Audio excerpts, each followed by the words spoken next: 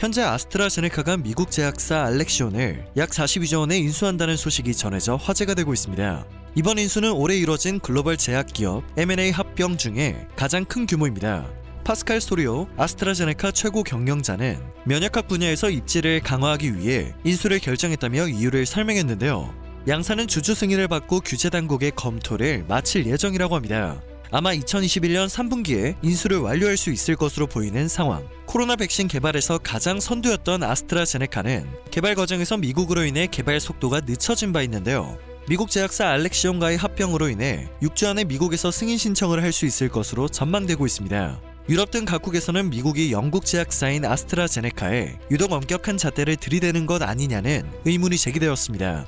코로나 백신을 개발한 자국 제약사인 화이자와 모더나 등을 보호하기 위해 싸고 안전한 방식의 백신을 개발한 영국 아스트라제네카를 견제한다는 주장이었습니다. 아스트라제네카와 백신을 공동 개발 중인 옥스퍼드대 제너 연구소 책임자 에드리안 힐 교수도 지난 9일 미국 MBC 방송과의 인터뷰에서 미국 식품의약국이 임상시험이 끝나기를 기다리면 내년 중반 이후에나 승인을 할 수 있을 것이라며 그렇게 되면 대량 생산이 가능하고 쉽게 사용할 수 있는 이 백신의 가치를 살리기에는 너무 늦을 것 같다고 설명했습니다.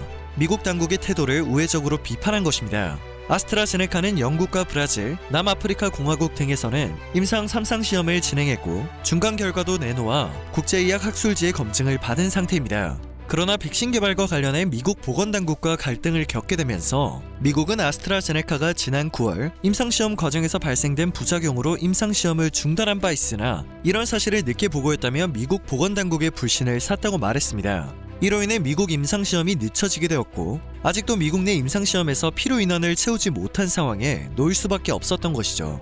최근 뉴욕타임스를 통해 아스트라제네카 백신의 몇 가지 임상검사는 충분한 데이터가 아니다 등의 이유로 연내 FDA 승인이 어려울 수 있다는 전망이 전해졌는데요. 이와 관련해 지속해서 분석 및 임상시험이 진행되고 있고 미국의 견제가 사라질 것으로 예상되고 있어 전망보다 빠르게 FDA 승인이 이뤄질 것으로 보입니다.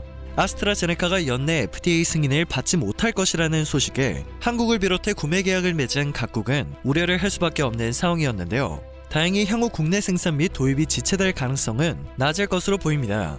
또한 트럼프 대통령이 최근 자국민에게 백신을 우선 접종하도록 하는 내용의 행정명령에 서명한 것과 관련해서 나오고 있는 우려에 대해서도 한국방역본부는 발표했습니다.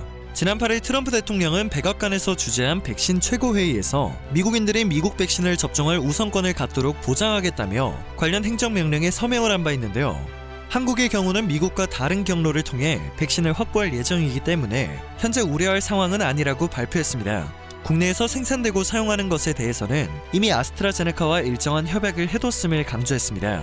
이어 백신이 미국에서 생산한 백신이 아니기 때문에 행정명령과는 관련이 없고 명령 발동 대상이 아니라는 의미라면서 한국에서 생산하는 물량은 처음에 계획된 바와 같이 우리나라에서 사용될 것이라는 말을 덧붙였습니다.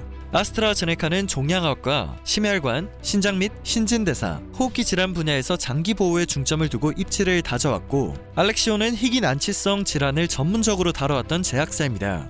아스트라제네카 최고 경영자는 알렉시온의 새로운 동료들과 함께 혁신을 추진할 수 있기를 기대한다고 말했습니다. 그리고 아스트라제네카는 러시아가 개발한 백신 스푸트니크와 결합접종 시험을 진행하기로 했습니다. 아스트라제네카는 11일 서로 다른 백신의 조합을 평가할 수 있는 방법을 고려하고 있다라며 이달 말부터 가말레아 국립전염병 미생물학센터와 공동 연구를 시작한다고 밝혔습니다.